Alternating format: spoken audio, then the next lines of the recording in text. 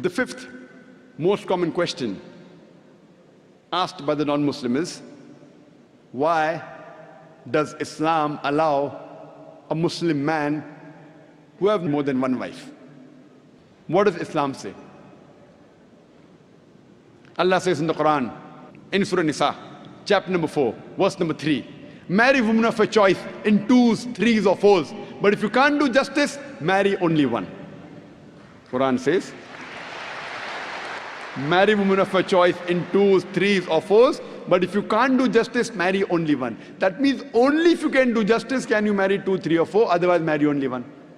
Quran also says in Surah Nisa chapter 4 verse 129, it is difficult to be just between your wives, but don't turn away from them altogether. Many people think it is compulsory in Islam that you should have 4 wives.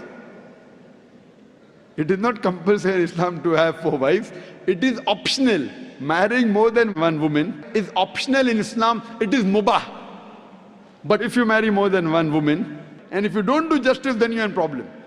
So if you marry more than one woman, you should be able to do justice between them. Let us analyze what are the logical reasons why Islam permits a Muslim man to have more than one wife. By nature we know males and females are born in equal proportion.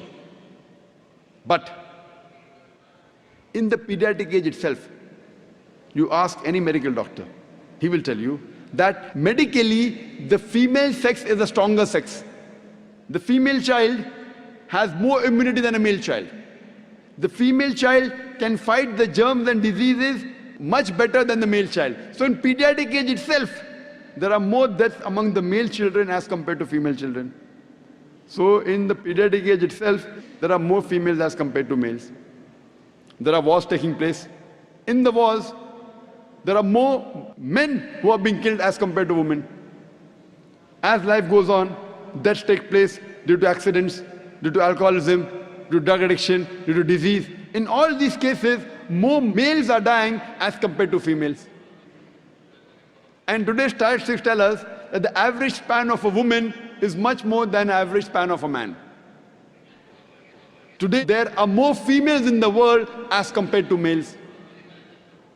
In some third world countries, like India, where I come from, the female population is less than the male population. And the reason is because of female infanticide and female feticide. There's a program by the name Let Her Die, under the banner Assignment. It came on BBC, where a British reporter by the name of Emily Beckenin, she says that every day more than 3,000 fetuses are being aborted after they identified that they're females. In India alone, more than 3,000 fetuses are being aborted after they identified that they're females. If you multiply this number by 365, the number of days in a year, we get a figure of more than 1 million fetuses are being aborted every year in India after they identified that they're females. And according to the report of the government hospital of Tamil Nadu, out of 10 females born alive, 4 are put to death. If this evil practice of female infanticide and female feticide stops in India, even in India, in a few decades, the female population will outnumber the male population. Today when we analyze throughout the world, there are more females as compared to males. In New York alone, there are 1 million females more than males. In USA alone, there are 7.8 million females more than males. In UK alone, there are 4 million females more than males. In Germany alone, there are 5 million females more than males. In Russia alone, there are 9 million females more than males. And God alone knows how many millions of females are more than the males throughout the world. If I agree with a non-Muslim that every man should marry only one woman, and suppose my sister or suppose your sister happens to live in USA, and if the market is saturated, every woman has found a life partner for herself. Yet, there will be 7.8 million females who will not find husbands. And if, unfortunately, your sister or my sister happens to live in USA, and if she's amongst one of those 7.8 million females who has not found a husband, what's the option she has? The only option she has is that she either marries a man who already has a wife, or she becomes public property.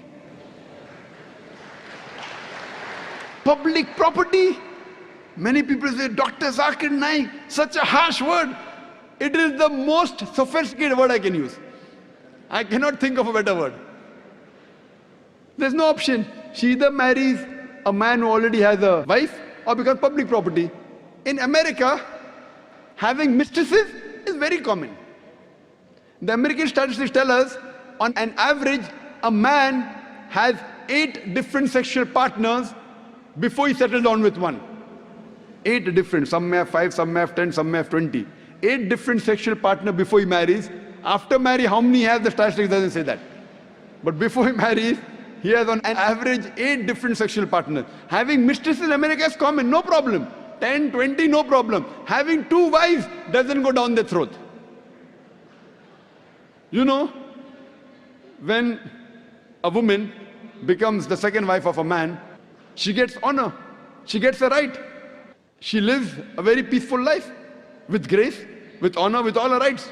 And when a woman is a mistress, she doesn't get her rights, she has no protection, she leads a life of disgrace. Therefore, Islam permits some men to have more than one wife to protect the woman. And I do agree, if someone tells me that no woman would like to share the husband, I agree with them. I don't argue. I agree with you that no woman under normal circumstances would like to share the husband. But the Islamic Sharia says, let a small loss take place to prevent a big loss. That means a good Muslimah who knows the situation of the world would not mind sharing a husband to prevent her sister from becoming a public property.